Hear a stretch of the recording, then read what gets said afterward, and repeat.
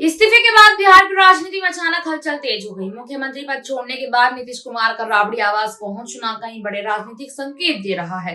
खास बात यह रही कि इस मुलाकात को बेहद ही अहम माना जा रहा है, क्योंकि यहां उनकी मुलाकात आरजेडी प्रमुख लालू यादव से हुई। राबड़ी आवास पर हुई इस मुलाकात ने सियासी गलियारों में चर्चाओं का बाजार गर्म कर दिया है। इसी बीच यहाँ पर कुछ जेडीयू नेताओं का वीडियो सामने आया है, जिसमें वो ये बताते नजर आए हैं कि आखिरकार इस्तीफा देने के तुरंत बाद नीतीश कुमार लालू प्रसाद यादव से मिलने राबड़ी आवास क्यों पहुंचे हैं। तो देखिए आप ये वीडियो।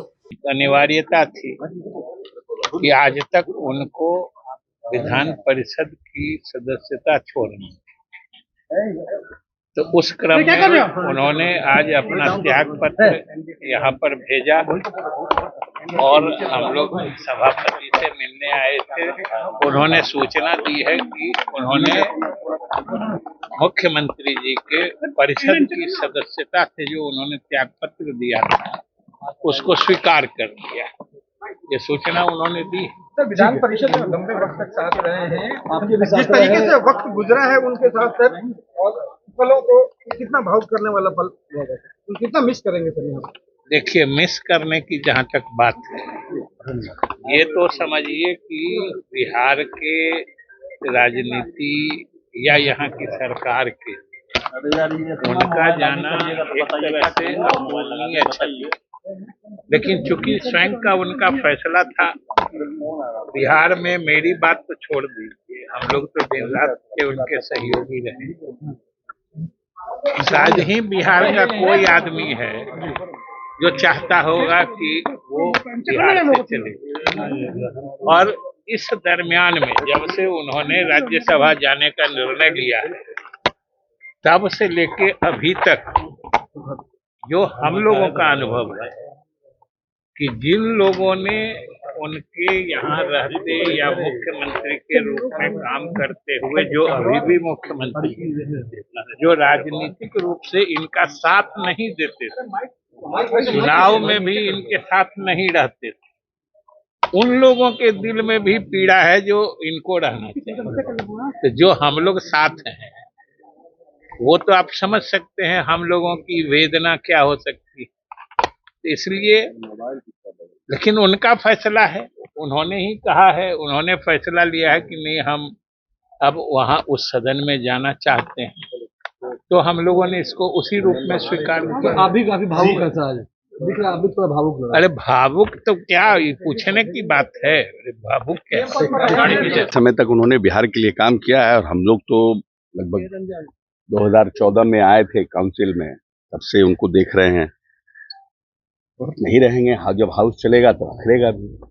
उनका डांटना, उनका समझाना, उनका बीच बीच में खड़ा होकर के मंत्री लोगों को प्रोटेक्ट करना। अभी भी भावुक हो रहे हैं आप, अभी भी भावुक हो रहे हैं, आप पर विशेष स्नेह हुआ करता है। ये देखिए, स्नेह का नहीं है, स्नेह तो साहब का सबके साथ रहता है। हम बार बार पहले भी कहें, एक छोटा सा स्टाफ से लेकर के और मंत्री तक सबके प्रति उनका भाव डिफरेंट रहा है। और वो एक मुख्यमंत्री या नेता नहीं, वो अभिभावक है, ही इज अ गार्जियन। देश को ऐसा नेता न कभी मिला, न आने वाले समय में कभी मिलेगा, जो सेल्फलेसली सिर्फ और सिर्फ अपने स्टेट की चिंता किया, अपने लोगों की चिंता किया, अपने लिए उसने जीवन भर कोई राजनीति, किसी से कोई मतलब नहीं रखा। मंत्री जी, आप अभी भी भावुक हो रहे हैं जब आप ये बात बता रहे हैं। देखिए, भावुक सबके लिए एक बड़ा मतलब नहीं, बड़ा क्षण है ना, सबके लिए बड़ा क्षण, सबके लिए। आप अपने आप को अकेला महसूस करेंगे उनके जाने के बाद यहाँ पर? अकेला रहेंगे तो यहीं ना, जाएंगे कहाँ, रहना तो उनको यहीं है। तो साथ नहीं मिलेगा। हाँ, सदन में साथ नहीं मिलेगा, लेकिन बिहार को साथ उनका मिलता रहेगा। बिहार को बिल्कुल, बिहार को तो उनके गार्जियनशिप में बिहार चला है, उनके गार्जियनशिप में बिहार आगे भी रहेगा। आज का दिन आपके लिए, लेकिन है क्या कि एक नीतीश कुमार का फाइल पे दस्तखत, बड़े निर्णयों में कैबिनेट में बैठना, वो सब करेगा। पर आज का दिन आपके लिए कितना कह सकते हैं भारी है, मतलब जब वो उन्होंने इस्तीफा दे दिया? ठीक है, नीतीश कुमार ने इस्तीफा मंजूर 2006 से बिहार विधान परिषद के सदस्य माननीय नेता, हम लोग के गार्जियन अभिभावक नीतीश कुमार जी थे। ये भावुक क्षण है, ये हृदय विदारक हम लोग जो कहेंगे इसको, कि आज का दिन बिहार के लिए काफी भावुक है। हम लोग साथ में बैठते थे, उनके नेतृत्व में काम करते थे, विधान परिषद में कभी कभी डांटते भी थे, मंत्री लोग के साथ भी एक अच्छा समन्वय होता था। उनका नहीं रहना हम लोग के लिए आज का दिन बड़ा अजीबोगरीब दिन है। पता नहीं भावुक हो रहा है सर आप अभी भी? नहीं, निश्चित तौर पर हम साथ में रहे 2006 से। आंखों में आंसू हैं। हमारा नेता माननीय मुख्यमंत्री जी आज बिहार के लिए ये भावुक का दिन है, इसमें क्या बताएं। आपको जो आप ही मानते थे, जब भी आप प्रोग्राम करते थे तो सीएम आते थे। निश्चित तौर पर महाराणा प्रताप का पुण्यतिथि मनाते थे तो हर बार आते थे, अभी भी आएंगे। ऐसा थोड़े है बिहार छोड़ेंगे वो, उनके नेतृत्व में, उनके सानिध्य में ही काम होगा यहाँ। लेकिन सदन में आप अकेले रहेंगे। हाँ, अकेले ये तो खड़ेगा ही हम लोग। गणेश निवाला उतरेगा? निवाला नहीं निकलेगी, तो ठीक बात बोले। नहीं, भावुक कोई पल नहीं था। मुख्यमंत्री जी ने बहुत ही सहज महसूस कर रहे थे और बराबर उन्होंने अपना जो नियमानुकूल है उसको पालन करते हैं।